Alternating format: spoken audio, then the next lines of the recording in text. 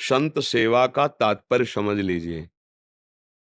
नहीं, आप तात्पर्य नहीं समझेंगे तो कभी आप कह देंगे कि आपकी सत्संग की वाणी के अनुसार हमने संत सेवा की और ऐसा और ऐसा ऐसा।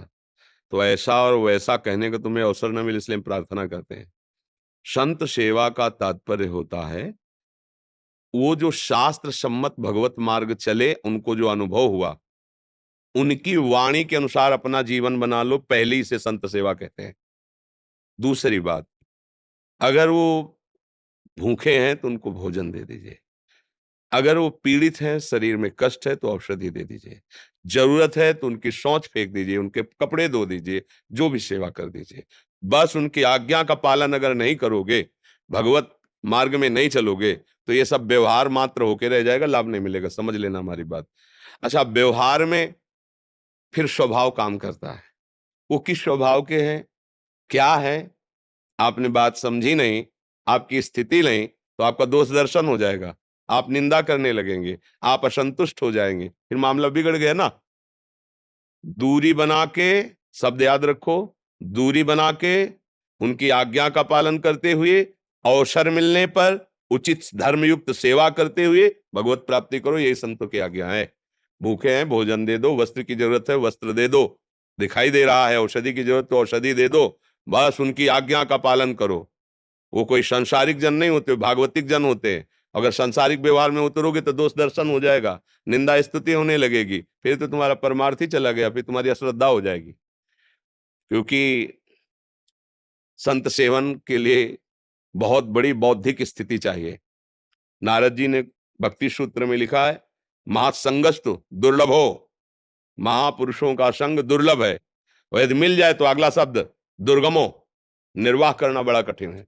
अगर निर्वाह कर ले गए तो अमोघश्च, निश्चित तुम्हारे ऊपर भगवत कृपा बरसेगी, निश्चित। पर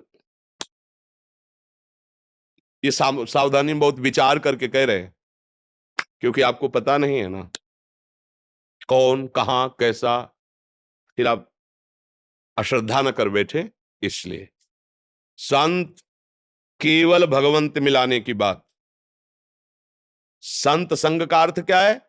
सत्संगत संसति कर अंता, बड़े भाग पाइप सत्संगा, विनय प्रयास होई भव भंगा। संतों के संग का सीधा अर्थ है माया का नाश, संसार चक्र से मुक्ति।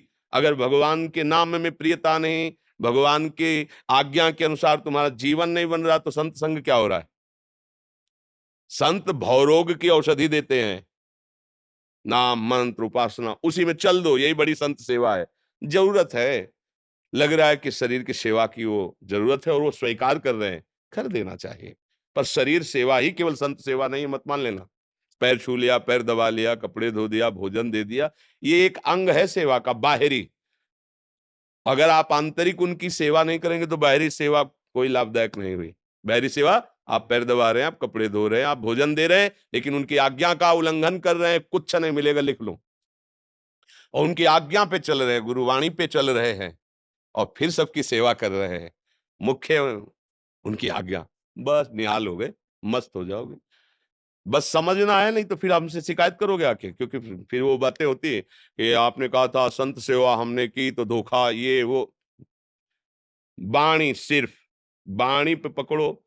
आज्ञा समन सुसाहिब सेवा, जिनको हमने गुरु माना, संत माना, उनकी आज्ञा सबसे बड़ी सेवा है, सबसे बड़ी सेवा है। देखो, महापुरुषों ने आदेश किया कि वाणी जी को ही साक्षात गुरु का स्वरूप मानो और वाणी के आदेश में जीवन समर्पित कर दो, गुरु वाणी के। तो क्या होगा? बोले जहां पहुंचना है वहां पहुंच जाओगे। साहब का साक्षात्कार करने में समर्थ है वही जो गुरुवाणी से चलता है, जो अपने महापुरुषों के आचरणों में, महापुरुषों के वचनों में ढूंढ ढूंढ करके अपने जीवन को परिपक्व सद्गुणी बना देता है, वो वैसे ही बन जाता है। तो इसलिए भाई बहुत संभल के, बहुत सोच समझ के कदम बढ़ाओ, क्योंकि दुर्लभो है तो फिर दुर्गम को। आज्ञा पालन तो सिर्फ गुरु वाणी का होता है, सेवा हम किसी की भी कर सकते हैं। संत के आगे में जरूरत पड़ी तो पशु पक्षी की भी सेवा कर देंगे, जरूरत पड़ी तो किसी, इसका मतलब सेवा कर दिया तो उसके अधीन थोड़ी हो गए, उसकी आज्ञा का पालन थोड़ी करेंगे। समझ रहे हो ना? आज्ञा का पालन तो सिर्फ गुरुवाणी का, जो गुरु के श्रीमुख से वचन निकले बस वो। गुरु वाणी का हम पालन करें, उन्होंने कहा संत समागम करो, साधु सेवा करो, तो कर रहे हैं। लेकिन वो हमें आज्ञा करे तो हम उसके लिए दस्तखत लेंगे गुरुवाणी से। अगर गुरु की आज्ञा है और आपकी बात मिलती है गुरुवाणी से, तो हम मान लेंगे, नहीं तो आप बोलते रहिए, हमने सुन लिया, प्रणाम कर दिया, चल दिए। हम उसको स्वीकार थोड़ी करेंगे, समझ रहे हो ना?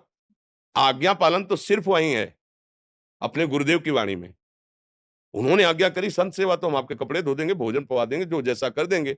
और अगर संत है, तो चाहे जिस निष्ठा का हो, तुम्हारे अंदर भाव वही प्रकट होगा जो गुरुवाणी में लिखा है।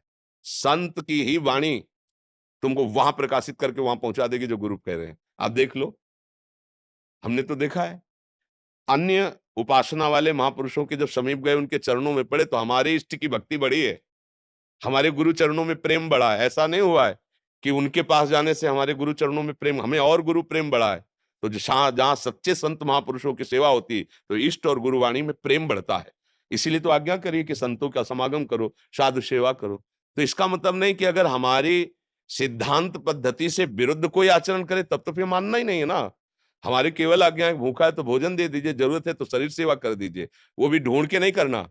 जहां हमें गुरु प्रसाद से पहुंचा दिया गया या वो हमारे समीप आ गए, तो नहीं तो हम अपने गुरु के द्वारा दिए हुए नाम मंत्र वाणी और उनके आदेशानुसार चल रहे हैं, हमें किसी की जरूरत नहीं। बात समझ लीजिए, हमारे समीप कोई आ गया है, तो अगर भूखा है या वस्त्र है या औषधि है, वो हम सेवा कर देते हैं। और अगर आज्ञा कोई ऐसा करता है जो हमारे सिद्धांत के विपरीत है, हम सुनते ही नहीं। ऐसे सिद्धांत से चला जाता है।